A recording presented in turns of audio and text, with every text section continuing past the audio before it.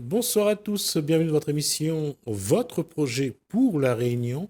On va parler de la conférence des 1000, de ce que propose et de ce que souhaite dans ce projet d'un peuple, ce que souhaitent apporter les initiateurs de ce projet. Bonsoir Eric Ismaël, vous faites partie de ce groupe qui souhaite amener les Réunionnais à se poser la question sur son devenir. La, la question sur laquelle on va échanger, c'est le statut. Et si on reprend à 1663, l'arrivée de Louis Payen à l'époque, alors, je ne vais pas polémiquer, mais c'est un Français de Paris qui arrive, dont on a retenu le premier arrivant sur l'île. Oui, bonsoir JSP, bonsoir à tous les spectateurs de Télécréole. Ouais, Oui, effectivement, on a cette capacité ouais. à laisser Paris parler pour nous. C'est magnifique, hein?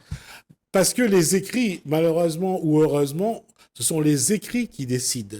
Et on a gardé les écrits, entre autres, de ce que Louis Payen a pu laisser. Il n'est pas arrivé seul. Non, il y avait un autre Français avec lui et il y avait 10 Malgaches. Exactement. Trois hommes, non, 3 femmes, 7 hommes. Mais ceux-là n'avaient pas de nom. Non, En fait, on cite leur origine, ils ouais, sont malgaches, point barre. voilà. Alors qu'il y a Louis Payen. Il y a Louis Voilà, Payen. lui, il a un nom, il a une identité, il a une origine, puis les autres, on s'en fiche un Et petit il a peu. un lycée aujourd'hui à Saint-Paul. Ouais, ouais. Et tu sais, les temps n'ont pas beaucoup changé dans cette façon de présenter la Réunion. C'est toujours quelqu'un d'exogène qui vient nous dire ce qui est bon pour nous. Et ce qui est encore un paradoxe, c'est que, par exemple, les 12 mutants qui ont été de Fort-Dauphin, qui a été envoyé à La Réunion, lorsqu'on les a récupérés 3 ans plus tard, je crois, on est venu les rechercher sur l'île, le, les, les maîtres du bateau vont écrire tout ce qu'ils vont rapporter. D'accord? Donc, on aura toujours une version. Oui, oui, évidemment. Ce qu'il faut retenir de cette histoire, c'est que c'était une punition que de les avoir envoyés sur île, et puis que tout compte fait, ils étaient en pleine forme, et c'est à partir de là qu'ils se sont posé la question de la colonisation de l'île. Exactement. Et c'est pour ça que quand on fait le... Après, bon, quand on va parler de l'évolution de statut, il y aura bien sûr Colbert avec la route des Indes. La Réunion va être une étape de cette fameuse route des Indes que Colbert va mettre en place. Et puis, peu à peu, on se rend compte que la Réunion devient un lieu où les gens finissent par s'habituer et surtout essayer d'avoir des richesses parce que l'objectif d'avoir la Réunion à l'époque, c'était d'envoyer des produits tropicaux, des épices en métropole. Oui, effectivement. On est vraiment dans une époque où l'empire français est énorme.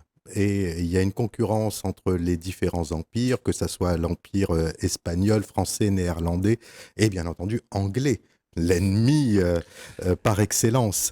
Et la richesse des États de la France provient de ces territoires de par le monde et les épices qui ne peuvent pas être produites localement. Le sucre, par exemple, après ça changera avec le sucre de Avant, c'est le betterave, café. mais alors Il y a on d'abord était effectivement le café. le café Il y d'abord. avait, il y avait la porcelaine de Chine, Ouais. il y avait la soie, la fameuse route de la soie, il y avait les épices qui venaient d'Inde, et tout ça, ça faisait énormément de richesse. Le poivre de De Cayenne. Cayenne, etc. Et dans cette histoire-là, quand on regarde, quand en 1796 ou 94, Napoléon abolit l'esclavage en métropole, ce qui dans les faits ne sera jamais fait à La Réunion, hein, Jamais. jamais. Et quand il revient en 1802, je crois, ou en 1804, il rétablit l'esclavage. C'est toujours la même rengaine, c'est que euh, il y a une partie de la population, cette fois-ci blanche, qui veut profiter des Noirs pour continuer à s'enrichir. Oui, on n'est absolument pas dans une uniformité de l'empire de Napoléon, puisque lorsqu'il a effectivement édicté l'abolition de l'esclavage, ici, il y a le lobby esclavagiste Ouais, a refusé et qui a fait sécession tout à fait, ouais. avec, Il voulait faire l'indépendance de la mais Réunion. complètement, Mm. avec la France, ce qui fait qu'en fait, quand la deuxième abolition est arrivée, là aussi, ça s'est pas passé aussi facilement que Non, ça. Quand- ils ont l'esclavage a été aboli en France le 9 mai 1848. Exactement, alors Le qu'ici, temps c'est que le ça 20 arrive. décembre et il a fallu attendre que la Coupe de Cannes soit terminée. Voilà, il arrive mi-octobre à Salagariga pour abolir le 20 Le décembre. 20 décembre, voilà. Le temps de faire Voilà, le il tour de la fallait faire Réunion. des pourparlers, il fallait pas qu'il y ait de rébellion. Donc, on voit bien que là, déjà à l'époque, quand on regarde cette partie de l'histoire, appliquer les lois de la France à la Réunion, c'était pas quelque chose de simple. Et même, après, même lorsque la Réunion a 2 députés en 1870, il y a François de Mailly, et je crois que c'est le fils de Robinet de la Serve, de Sainte-Suzanne, puis il va aller à Salazie. Lorsque ces 2 députés sont là, je veux dire, la Réunion, c'est pas la voix de la Réunion qu'on entend, hein, c'est des gens, c'est des groupes d'influence, c'est comme aujourd'hui, hein, il n'y a rien qui a changé. Oui, oui, C'est oui. de vouloir imposer des visions, et derrière, il y a de l'argent. Oui, il y a toujours de l'argent, il y a toujours des réseaux d'influence. On sait que la Révolution française n'est pas arrivée ex nihilo, hein. Il s'agit du fruit de cercles de réflexion maçonnique. Il suffit de regarder la Déclaration des droits de l'homme pour voir des symboles maçonniques. Ce n'est plus caché maintenant, hein. On le sait. Mais moi, ce qui m'intéresse, vois-tu, c'est la Réunion. Et à quel moment allons-nous véritablement prendre notre destin en main, nous, en fonction de nos besoins? Si on regarde l'histoire, si on regarde les petites batailles entre les petits chefs de la Réunion de l'époque, un voulait être le chef du groupe politique, l'autre voulait tel poste, ça aussi, ça n'a pas changé. C'est pas être représenté la Réunion pour y défendre la Réunion à la France, c'est être à la Réunion des petits chefs et avoir un maximum de pouvoir. C'est ça qui a toujours été, qui a toujours marché. On se rappelle de l'époque du Conseil général, lorsqu'il n'y avait pas encore la région, combien les présidents du Conseil général étaient omnipotents. Oui, ils sont omnipotents et quelque part ils sont tenus en laisse aussi, parce que leurs revendications qui vont porter vers Paris, ce ne sont pas véritablement des revendications, ce sont presque des supplications. Et puis Paris, du haut de sa stature, agrée ou pas les demandes des Réunionnais. Donc il est de bon ton d'être dans le parti qui a le plus d'influence sur le plan parisien. Là maintenant, je pense qu'il nous faut un véritable projet. Alors, le véritable projet, alors, dans ce cas, quoi penser de ce qui vient de se décider en métropole, de nommer un ultramarin pour aller consulter chaque région pour savoir quelle est leur revendication dans l'évolution éventuelle de la Constitution concernant les territoires ultramarins. Alors là, j'ai envie de te dire, c'est un peu comme le sketch des inconnus, le bon chasseur et le mauvais chasseur. Le fait qu'il soit ultramarin, pardon, ça ne change rien. C'est comme qu'on dit, on va nommer une femme et puis on imagine qu'elle sera plus douce. Non, non, le fait qu'on soit femme, homme, ultramarin ne change rien. Il faut voir l'individu, quelle est sa philosophie, comment est-ce qu'il va aborder les choses. Mais à la rigueur, j'ai envie de penser autrement, moi. Moi, j'ai envie d'avoir une évolution statutaire ou pas. Comment est-ce que nous, on va se réunir et décider de quelque chose? Tu sais pourquoi? Parce que avec cette façon d'envoyer un émissaire parisien, tout comme on a eu les mesures du Siom, on ne nous a pas demandé notre avis. C'est-à-dire que tout d'un coup, le chef du gouvernement réunit ses ministres et dit voilà ce qui est bon pour vous. Alors nous, on n'est pas suffisamment mûrs pour décider, imaginer ce que l'on pourrait vouloir. Il y a une chose quand même qu'il faut se rappeler. L'histoire nous a montré que nos élus, nos représentants, n'ont pas été souvent à la hauteur de la tâche. Parce que tu penses qu'ils le sont maintenant? Non, honnêtement, il faut remettre les choses à plat. Ouais. Un véritable élu indépendant ose porter parfois une parole dissidente. Et cette parole dissidente, on ne l'entend plus. Est-ce qu'il y a véritablement des élus qui représentent le peuple? Si tel était le cas, c'est pas moi qui le dis, ce sont les résultats des élections, avec un taux d'abstention incommensurable. Il y a un moment donné, si moi j'étais homme ou femme politique, je me dirais peut-être qu'il faudrait que je sorte de mon bureau climatisé, puis que je descende dans la rue. Ce matin, il y a eu une manifestation des agriculteurs devant la préfecture. Je n'en ai pas vu un. Alors, ça les désintéresse totalement, ou alors ils ont des réseaux qui leur permettent de travailler, de faire avancer la chose, je ne sais pas, mais qu'ils s'expriment. Alors, c'est pour ça qu'à chaque fois qu'on parle d'évolution du statut de la Réunion, ça me laisse perplexe.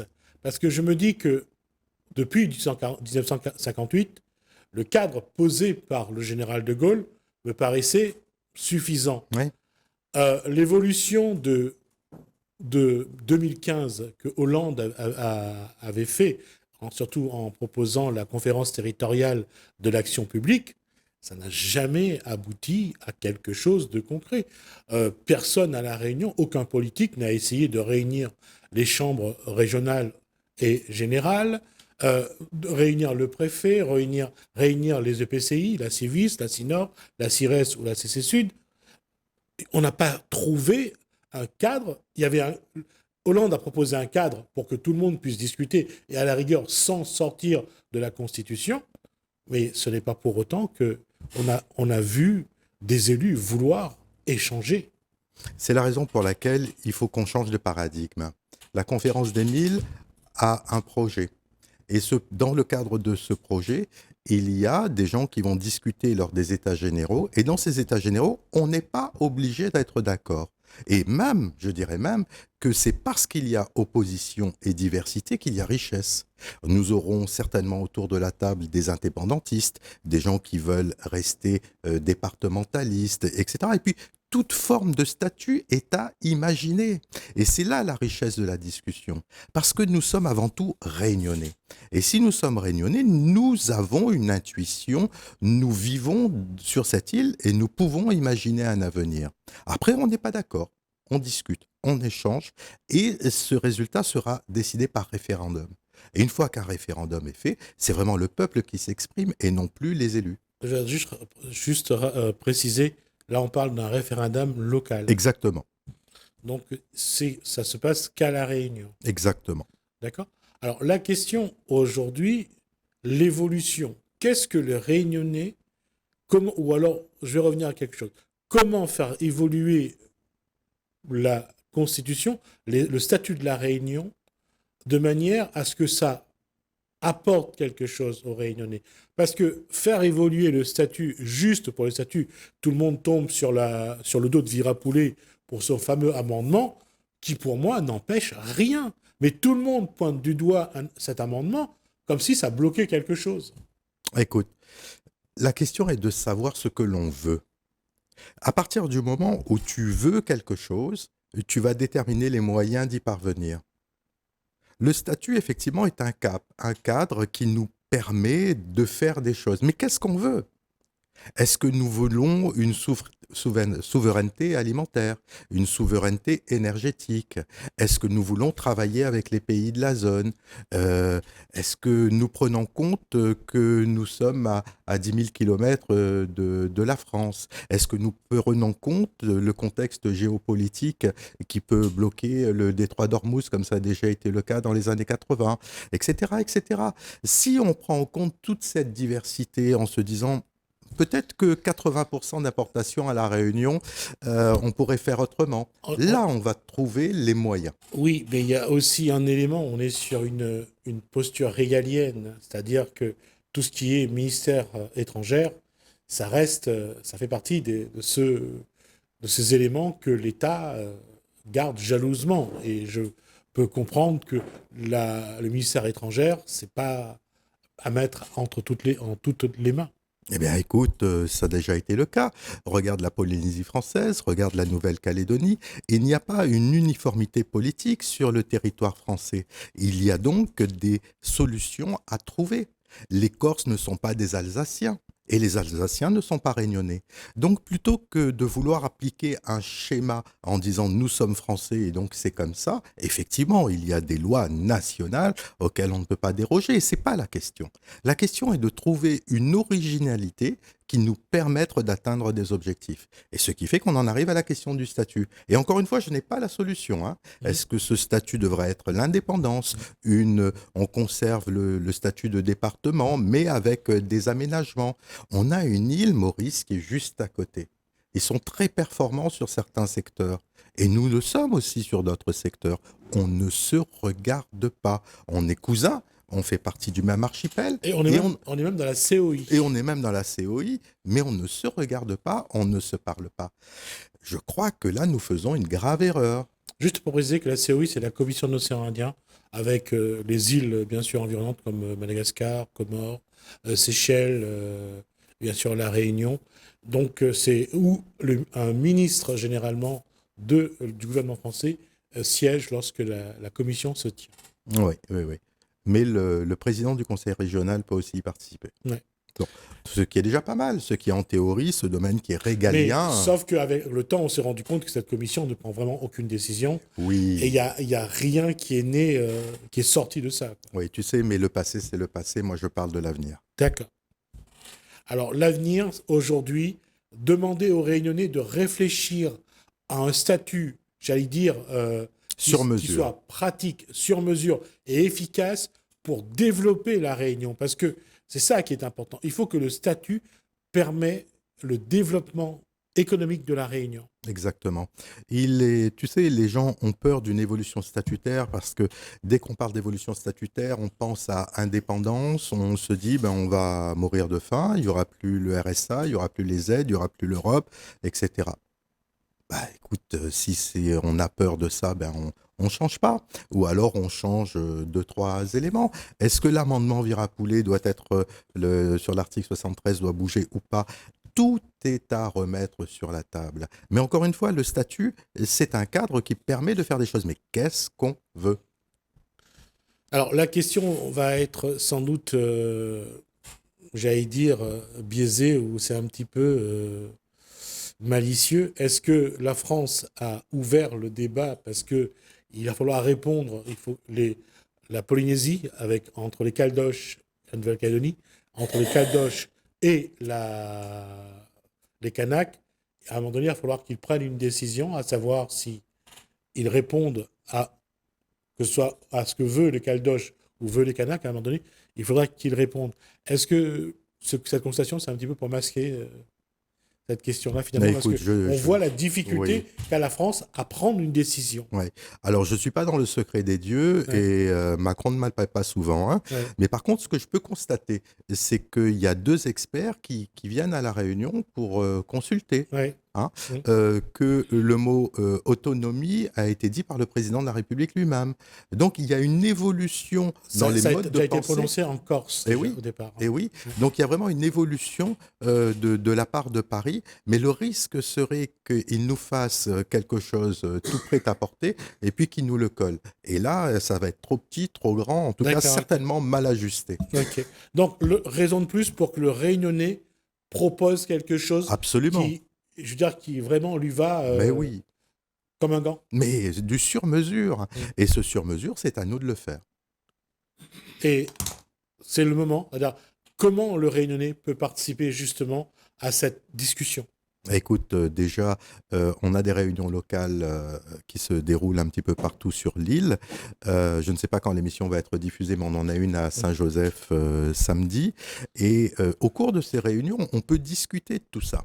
Mais ensuite, il y aura des états généraux. Dans les états généraux, les personnes vont pouvoir faire des écrits, des réflexions, à condition d'accepter de discuter avec quelqu'un qui n'est pas d'accord avec soi-même. Et à ce moment-là, ce travail de réflexion qui sera versé aux États généraux va servir de négociation avec Paris. Alors la question c'est, est-ce que aujourd'hui, ceux qui ont des propositions peuvent vous les faire parvenir? Mais évidemment, dès maintenant, cette proposition, on va l'accueillir, mais elle sera nécessairement discutée avec des personnes qui ne sont pas obligatoirement de cet avis. L'idée est d'avoir un consensus, une réflexion globale. Au moins qu'il y ait des échanges. Des échanges sont essentiels. Et le problème, après, comme je veux dire, c'est toujours le choix. À quel moment on s'arrête sur une décision? Eh bien, ça sera à nous de décider. Tu sais, on est un ensemble de citoyens qui se réunissent. Nous ne sommes pas un parti politique. À la rigueur, je dirais qu'on est un cercle de réflexion.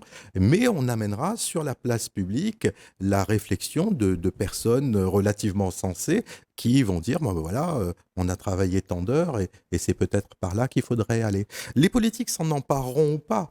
Mais s'ils s'emparent pas de ça, ils seront responsables. En tout cas, là, j'allais dire, la porte a été ouverte un peu plus encore sur le statut. Quel statut pour la Réunion? Dans quel statut la Réunion peut mieux se développer? En tout cas, la conférence des 1000 pose la question. On attend les propositions et on va voir un petit peu si le Réunionnais se pose la question, s'il a envie de se poser cette question et qu'est-ce qu'il peut amener comme élément de réponse. Merci, Éric Ismaël. Merci à vous de nous avoir suivis. Merci Alain, merci François. Je vous dis à bientôt. Au revoir.